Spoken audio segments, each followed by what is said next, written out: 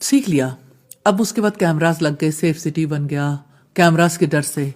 Signals, फिर signals के ऊपर जो चार्ज किया जाता है सिग्नल तोड़ने पे, फिर कैमरास लग गए तो आपके घर में जो है वो पहुंच जाते हैं.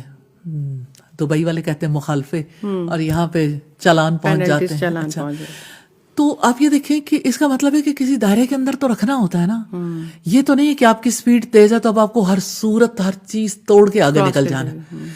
तो आपको मस्ट रुकना है. तो रोक लगाना जिंदगी का हिस्सा है. लेकिन उसका जुल्म भी तो होता है बहुत सारा माशरे में, तो क्या जुल्म पे भी सब्र करें? उसके बारे में इस्लाम की क्या राय है? देखें, जहां तक जुल्म का ताल्लुक है उसके बारे में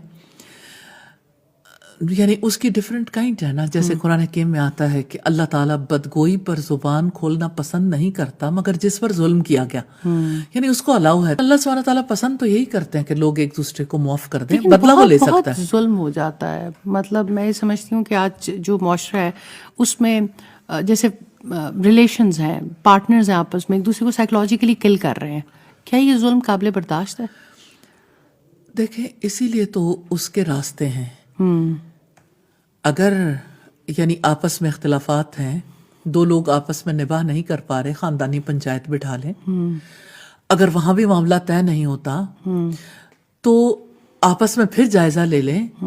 बच्चों की वजह से, किसी और वजह से आप समझते हो कि नहीं रहना मुमकिन, तो अलहदा हो जाए.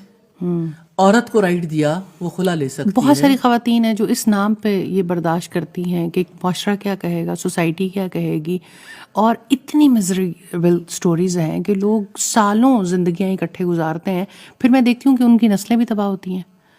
उनकी अपनी भी कोई जिंदगी नहीं. इंसान को जिंदगी तो एक ही मिली है. क्या मतलब ये जुल्म की भी मुझे लगता है सब्र की डेफिनेशन भी, क्योंकि अक्सर कहा जाता है अच्छा किसी ने कुछ कह दिया सब्र कर लो.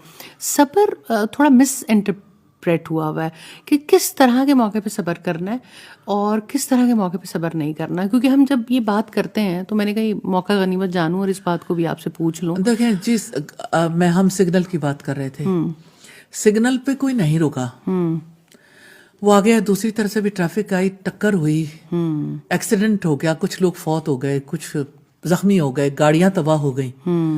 अब मुझे ये बताएं कि इस टकराव के नतीजे में, ये जो टकराव है, इसके टकराव के नतीजे में लॉ बनता है ना, कानून बनता है. कानून के ऊपर सख्ती होती ताकि लोग जो है अपनी लिमिट में रहें.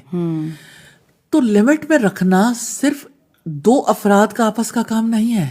इसके लिए अल्लाह सुब्हानहू तआला ने कानून साजी की है, तो रियासत का भी फरीजा बनता है जी. सिर्फ खानदान का नहीं. अदालतें इसीलिए बनती हैं, रियासती इदारे इस हवाले से काम करने के पाबंद हैं ताकि घरेलू सतह पर लोग सुकून महसूस करें.